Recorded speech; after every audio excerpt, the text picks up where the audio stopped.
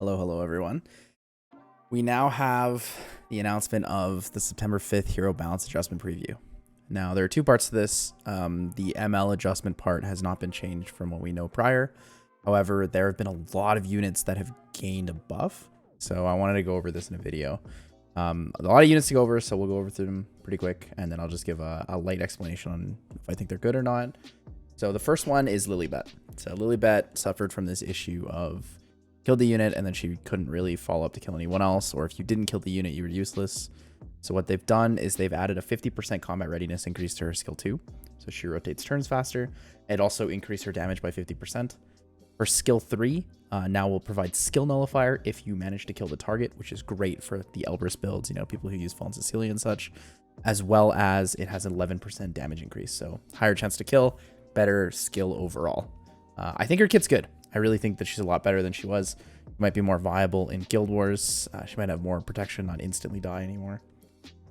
So that's something I'm looking forward to seeing, whether that's an arena change or a Guild Wars change for people. I'm excited to see it. Lidica got a change. I don't know if it's going to be super impactful for PvP content. I do think, however, it'll be great for future PvE content with the Hall of Trials, and if anything else were to come out with difficult boss mechanics.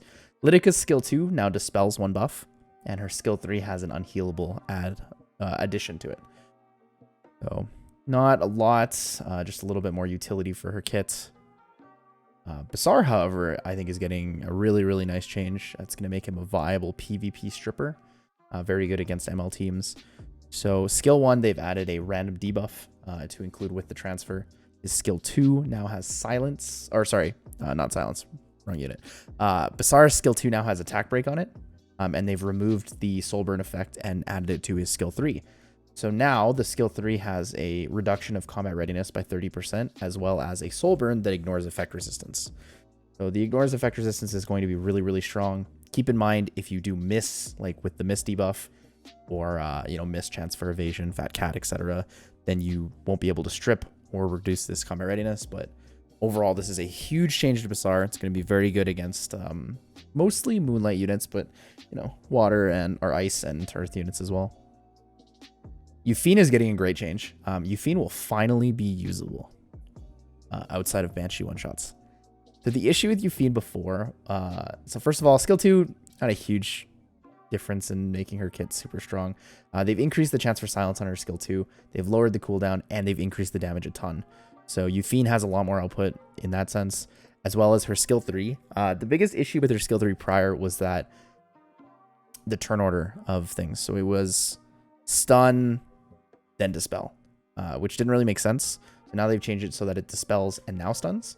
So Euphine skill 3 will actually be useful against people who have immunity. Yuna got some changes.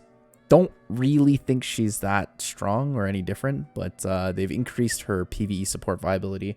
Her skill 1 now increases combat readiness of allies as well. Her skill 2 gives more focus, which means you can charge your skill 3 faster and has a lower cooldown, which is actually, I think, a pretty good change. So the 2-turn attack and speed buff is now on 3-turn cooldown, so there's only one turn of downtime. Meteor Cannon, however, now has an automatic crit function to it. Again, overall, don't think it's huge, but PvE viability definitely better than before. Araminta got a buff, but I don't really think it does anything. So her Catalyst does 14% more damage, and her Fire Pillar now has a 50% chance to stun, but only for one turn. I feel like they're trying to shift her towards like the kind of MLRS style, but it just doesn't seem like enough, personally. Assassin Kali is getting a pretty good change. They're changing her skill 1 by, well, not a change. They're just increasing her stats, basically. So her skill 1, now if you're stealth, you'll gain speed for 1 turn, which means you can rotate faster, as well as they've increased her damage. Now, I'm not quite sure if they've increased her damage in 2 different ways or just 1 here. So it says damage increased 12% compared to before. Damage at stealth state is increased 9% compared to before. So I don't know if that means that it's 12% and 9% if you're stealthed, or if it's just the 12% total. And her skill 3 now has 1 turn less cooldown, which is really nice. So she'll be rotating really fast on top of already having her RNL. Not quite sure why they buffed Akali, but she will be stronger if you are someone who uses her.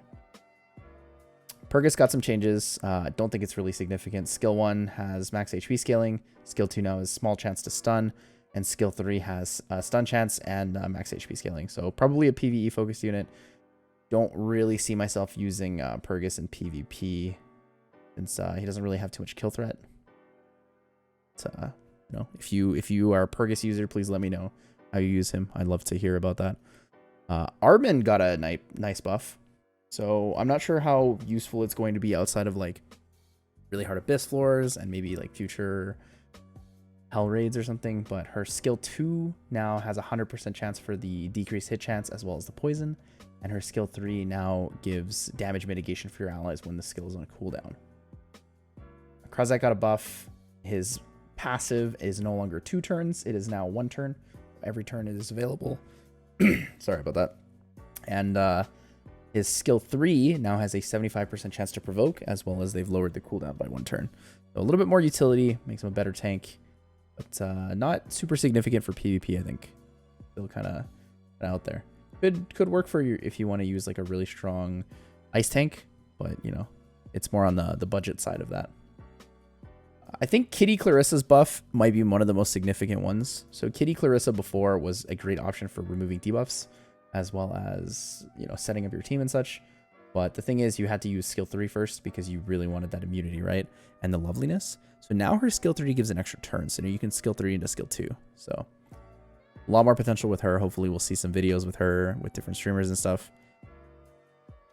Akates. So the Akates change is that her skill 2 now decreases the target skill cooldown by 1 turn. I don't know if this is extremely significant or just decent for PvE. But Akates does give good morale for Hellraid teams. So I'd be interested to see if people will be running her in new Hellraid bosses as well as maybe current ones. Ottilie got a change. It's kind of one of those Carmen going, am I a joke to you? But Ottilie's passive now decreases damage even more. For the area defense passive, it's from 20%, now it's 30%. And her skill 3 has a silence added to it. The extra 10% damage mitigation could be enough, but I don't know. I haven't really tested that with using other effects. So I'm not sure if that works with like Aureus and with, you know, Adamant Shield and such. It says allies receive 30% less damage from attacks that target all allies. When this effect is granted more than once, only the strongest effect is applied. So I don't know if that, when it says only the strongest effect, I don't know if that requires like the AoE requirement or if it's just damage mitigation in general. Because you can stack Aureus and Adamant Shield and stuff like that. Gunther got a change. Gunther's change is... I don't know if it's super significant, but it might be. There are a couple people who use Gunther quite well. I personally have never really invested some time or gear into him. But Gunther's passive now gives him a 70% crit resistance. And his skill 3 now gives a decreased defense for 2 turns, as well as increasing the damage by 29%. So that damage increase could be quite significant, but I don't use Gunther. So if you do, please let me know in the comments below. If you have videos or anything, please link them. Part 2. Part 2 is the artifact balance changes. So a couple of these are really, really good. A couple of them I find really insignificant. So Justice for All has been buffed to now give 2 turn buffs. I don't think it's that relevant, mainly because there are so many other artifacts that are better. But it is definitely more usable in this case. You know, 1-turn buffs are kind of shitty. 2-turn buffs, not so bad. Not so bad. The change to Vile's Talisman is a blessing. I have always loved the idea of using Vile's Talisman. However, the ramp up was so bad on it that Moonlight Dreamblade was just better in every option. So changing it from 3% 10 times to 10% 3 times is going to be super significant for him. I think it will easily be the best artifact for him now, and maybe even for certain other thieves.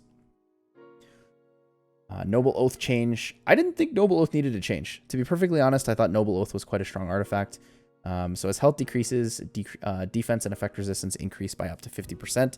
Now they'll be going up to 100%. That's a pretty huge change. So the Alexa's Basket change is now that the attack buff granted will be a greater version, as well as buffs granted will be at the start of the turn. Because it's still 40% chance per buff, I don't think it's going to be significant. I don't think it's really that relevant, but maybe we'll see some meme Alexa builds, you know.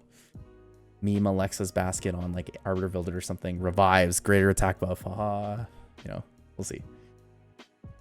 They've done a speed increase for certain mage constellations. So 3-star and higher mages whose star signs are Aries, Cancer, Leo, Scorpio, or Aquarius have now been buffed. So the units have been buffed between, I believe, 4 and 6 speed. So Tenebria, Basar, Ludwig, Luluka, Mercedes, Zerato, Champion Zerato, Cirilla, Celestial Mercedes, Guide Aether, Challenger Dominiel, Jenna, and 3 of the Banshees, Carmine Rose, Misty Chain, and Gloomy Rain. The ones that I think are significant, I think Tenebria is significant, Basar, Ludwig, Luluka,